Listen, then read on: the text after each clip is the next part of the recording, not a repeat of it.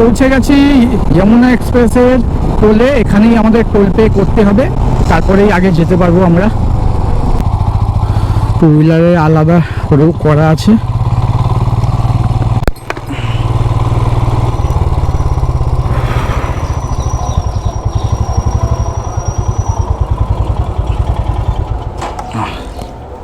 अच्छा 3 बाइक का कर दीजिए, कैश में तो पेमेंट करना पड़ेगा। 3 बाइक का कितना है दादा?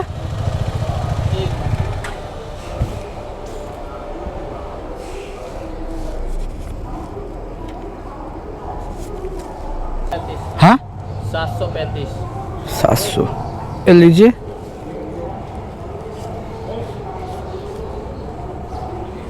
अच्छा सुबह कब खुलता है बाइक अलाउ है?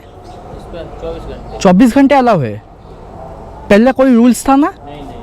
अच्छा अच्छा।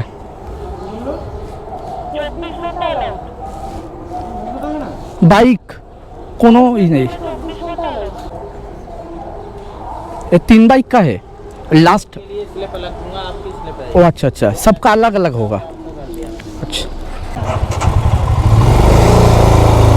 वो স্লিপ না নিয়ে ছাড়বেও না। ভেরি ভেরি গুড মর্নিং বন্ধুরা, কেমন আছো? আমি বিশ্বজিৎ আর তোমরা দেখছো ইনসেন লাইফ ট্রাভেল ব্লগ।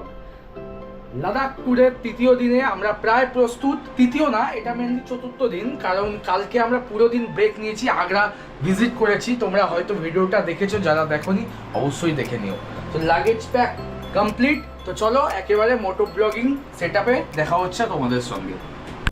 চলো তাহলে আগ্রার হোটেল থেকে আমরা বেরিয়ে গেলাম। সময় সকাল 6:30, 4 জুলাই 2025। আজকে আমাদের টোটাল জার্নি 500 কিলোমিটার এখান থেকে চণ্ডীগড়। আমরা দিল্লি হয়ে যাব। এখান থেকে বেরিয়ে জাস্ট 4-5 কিলোমিটারের মধ্যে যমুনা এক্সপ্রেস ধরে দিল্লি, দেন দিল্লি হয়ে চণ্ডীগড়। এখন আগ্রা ইনার রিং রোড ধরে ফেলেছি আমি। অন্যান্য দিনের তুলনায় আজকে গরমটা একটু বেশি।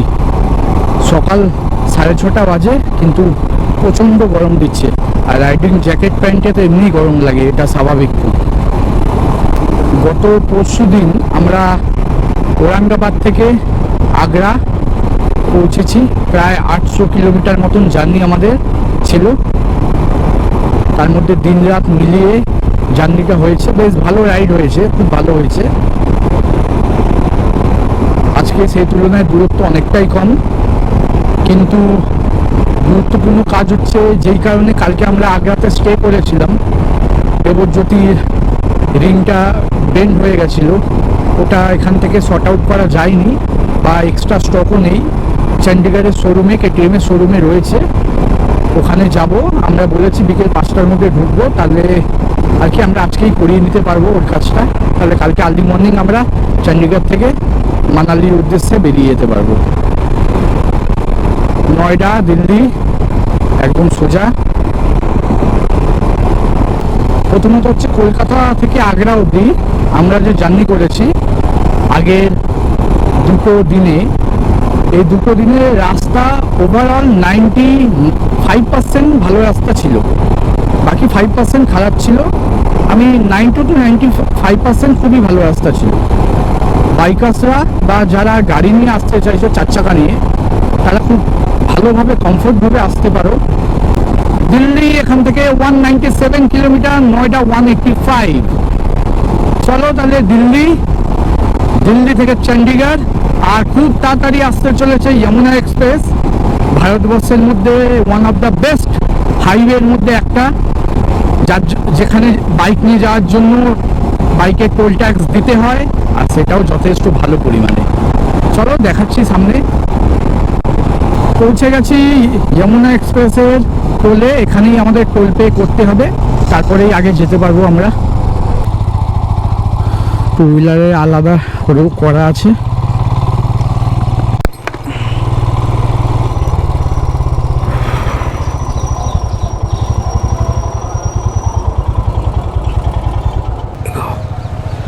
अच्छा 3 बाइक का कर दीजिए, कैश में तो पेमेंट करना पड़ेगा। 3 बाइक का कितना है दादा?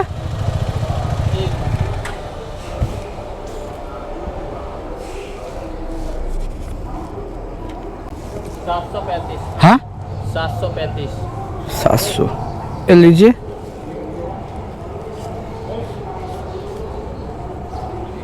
अच्छा सुबह कब खुलता है बाइक अलाउ है? इस पर 24 घंटे। 24 घंटे अलाउ है? पहले कोई रूल्स था ना? नहीं नहीं। अच्छा अच्छा।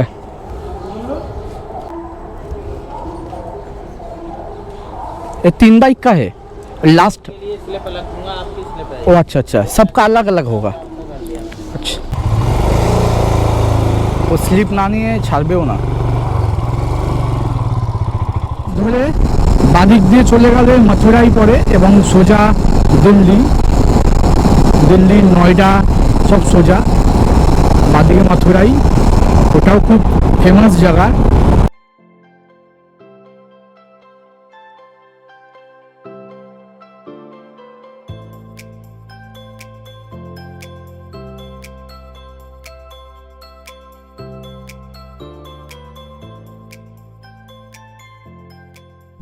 আমাদের এখানে এন্ট্রি করাতে হবে, দেন তারপরে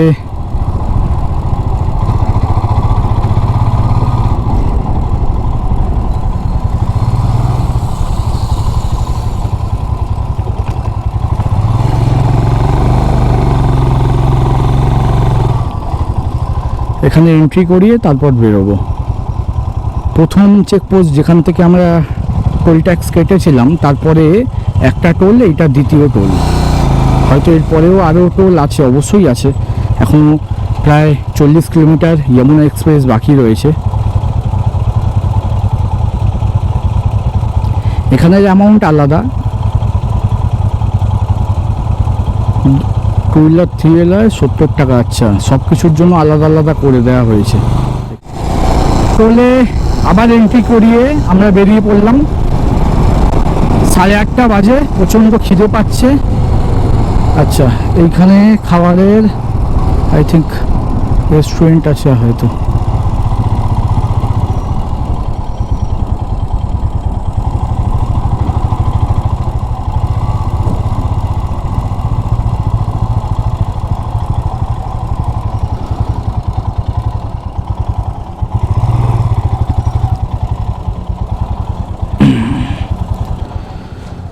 চলো নামো, আগে খেয়ে নিই, পেট পুজো, তারপরে বাকি সব।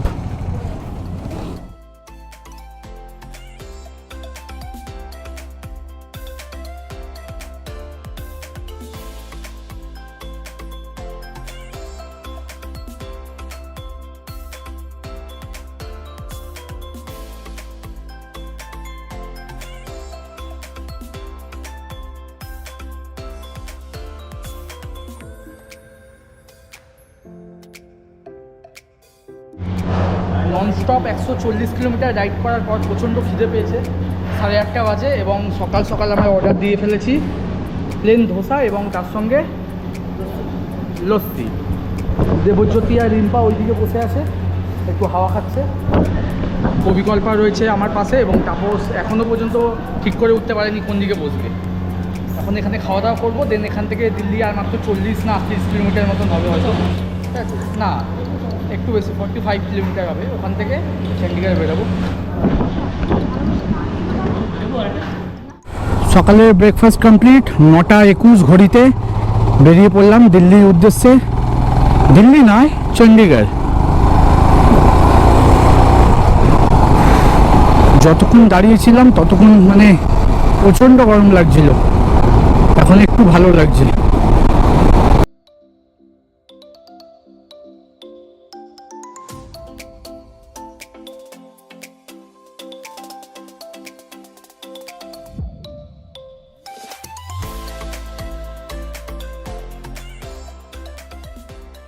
চলতে চলতে আমরা অনেকটাই এগিয়ে এসেছি। এখন আমরা নয়ডার মধ্যে পৌঁছে গেছি। আর নয়ডা আইটি হাবের ইউপির একটা বড় ভূমিকা পালন করে। এখান থেকে দিল্লি আর 5, 6 কি 7 কিলোমিটার হবে। কিলোমিটার মতন হবে। গরম বেশ ভালো, বেশ ভালো। বাইক দাঁড় করালেই মানে প্রচণ্ড ঘাম হচ্ছে।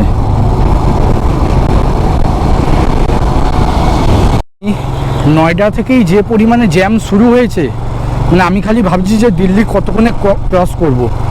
প্রচণ্ড গরম, রোদ মাথার উপরে, অলরেডি মানে পুরো ঘেমে স্নান করে গেছি। জ্যাকেটের ভেতর একটু হাওয়া যাচ্ছে না।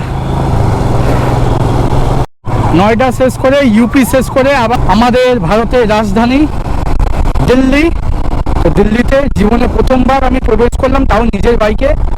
ভালো তো লাগছে অবশ্যই, ভালো বলতে খুব ভালো লাগছে। খালি এবার দিল্লির জ্যাম, বিশ্বসেরা জ্যাম। আচ্ছা, ব্রিজে উঠতে হবে। ভাই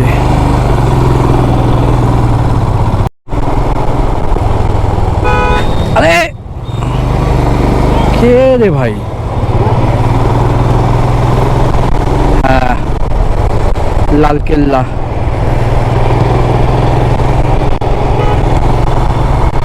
লালকেল্লার উপর থেকে আমরা যাচ্ছি, মানে পাশ থেকে, সরি, লালকেল্লার পাশ থেকে একেবারে যাচ্ছি।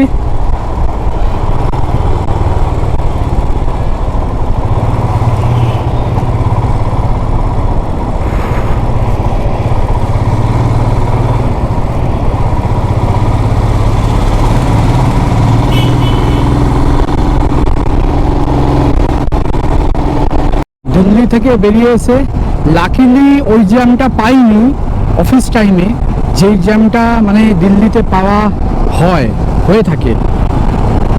আমাতে ঢুকে গেছি। এখান থেকে চণ্ডীগড় ওই 220-30 কিলোমিটার মতন। আজকের নাইট স্টে চণ্ডীগড়েই রয়েছে, কারণ কালকে চণ্ডীগড় থেকে আমাদের জিসপার যাওয়ার প্ল্যান আছে। হ্যাঁ, আজকে মানালিতে যেতে পারতাম, কারণ হাতে অনেক সময় আছে, সবে বাজে দুপুর 12টা। কিন্তু কেটিএম এর শোরুমে দেবজ্যোতির বাইকের কাজ পেন্ডিং পড়ে আছে, অলরেডি ওখানে বুকিং রয়েছে। তাই আর কি বিকালের মধ্যে আমরা যদি চণ্ডীগড় ঢুকে যাই, তাহলে গাড়ির কাজটা আজকে করিয়ে নিয়ে কালকে আর্লি মর্নিং আমরা বেরিয়ে যাব। এখনো পর্যন্ত কলকাতা থেকে দিল্লি রাইড প্রায় 1500 কিলোমিটারের লম্বা রাইড করে ফেলেছি 3 দিনে। তার মধ্যে খুব সুন্দর একটা ভিজিট রয়েছে আগ্রা, খুব ভালো অনুভব আমাদের। হরিয়ানা থেকে এখন পাঞ্জাবের দিকে যাচ্ছি। সময় ঘড়িতে 2:15, 4টের মধ্যে আশা করছি আমরা চণ্ডীগড় ঢুকে যাব। আজকে ওখানে স্টে নিতে পারি, আর আজকে যদি না নিতে চাই, কোনো কারণে প্ল্যানিংয়ের রুটিনে যদি আমরা চেঞ্জ করি, তখন আমরা একটু এগিয়ে চলে যাব কিছুটা, যাতে কালকের জার্নিটা আমাদের পক্ষে খুব কমফোর্টেবল হয়। আর মাত্র 100 কিলোমিটার জার্নি আজকের জন্য। খিদেও পাচ্ছে, অনেকটা বেলা হয়েছে, 2:30 বাজে। কিন্তু আজকে ওভারঅল রাইডটা আমাদের খুব ভালো হচ্ছে। প্রথমে যমুনা এক্সপ্রেস, মানে দুর্দান্ত, 3 ঘন্টার মধ্যে আমরা ঢুকে গেছি দিল্লি। দিল্লিতে তুলনামূলক যা জ্যাম থাকে সেই অতটা আমরা পাইনি, তাই দিল্লি থেকেও আমরা খুব সহজে আর কি বেরিয়ে এসেছি। হরিয়ানা থেকে হাইওয়ে রাস্তার কন্ডিশন বেশ ভালো, মানে বেশ ভালো বলতে খুবই ভালো। এখন আমাদের কন্টিনিউ চলছে আজকের জার্নি, লাদাখ রাইডের 4র্থ দিনে।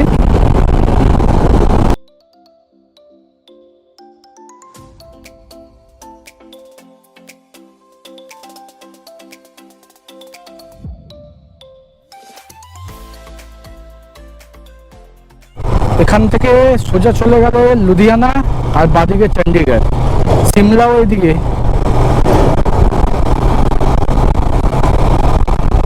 রাস্তাটা মনে হচ্ছে একটু খারাপ আছে হয়তো।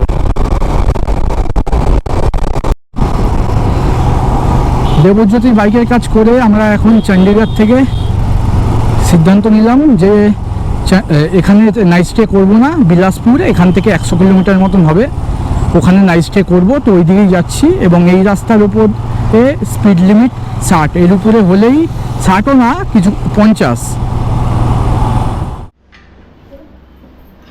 আগ্রা থেকে চণ্ডীগড় অবধি রাইড করার পর সন্ধে বাজে 7:30। প্রচণ্ড খিদে পেয়েছে, সারাদিন কোনো খাওয়া দাওয়া হয়নি আমাদের, তাই এখন আমরা খাওয়ার অর্ডার দিয়েছি, আসছি এক এক করে। এবং চণ্ডীগড়ে এত জ্যাম, এখানে প্রায় 2 ঘন্টা আমাদের নষ্ট হয়ে গেছে, প্রায় 2 ঘন্টা। খুব খিদে পেয়েছে, খাওয়া দাওয়া করবো, এখান থেকে বেরিয়ে যাবো বিলাসপুর। প্রথমে তোমাদের জানিয়েছিলাম যে আমি থাকবো চণ্ডীগড়ে, প্ল্যান একটু চেঞ্জ হলো যে এখানে থাকবো না, আমরা বিলাসপুরে নাইট স্টে করবো আজকে।